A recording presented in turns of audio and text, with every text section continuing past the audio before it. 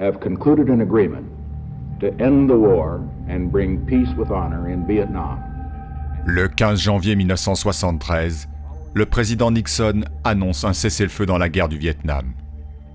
À Paris, des négociations secrètes entre Henry Kissinger et l'envoyé spécial de Hanoï, Le Duc Tho, sont sur le point d'aboutir. 10 jours plus tard, les accords de Paris concluent une paix provisoire et sonnent le retrait américain de la péninsule indo-chinoise.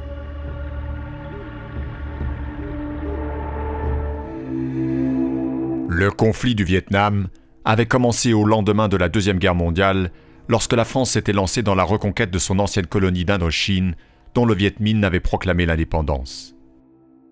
La défaite de Dien Bien Phu en 1954 et les accords de Genève divisent le pays en deux et consacrent l'établissement d'un régime communiste au nord.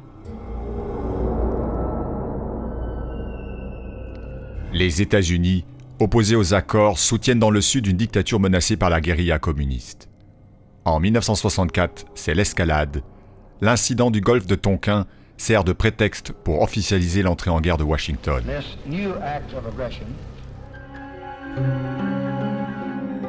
3 ans plus tard, 500 000 GIs sont mobilisés au Vietnam et l'aviation américaine bombarde massivement le nord. En dépit d'un engagement colossal, la puissance militaire s'enlise dans un conflit de plus en plus coûteux.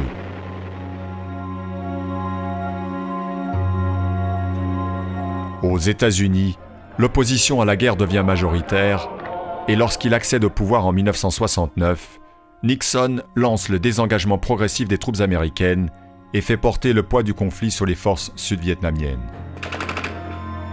Sous la pression de l'opinion publique, il met fin à la présence militaire américaine 4 ans plus tard. La chute de Saigon en 1975 consacre finalement la victoire des communistes et permet la réunification du Vietnam. Mais le conflit majeur de la guerre froide aura coûté la vie à près de 60 000 soldats américains et plus de 3 millions de Vietnamiens.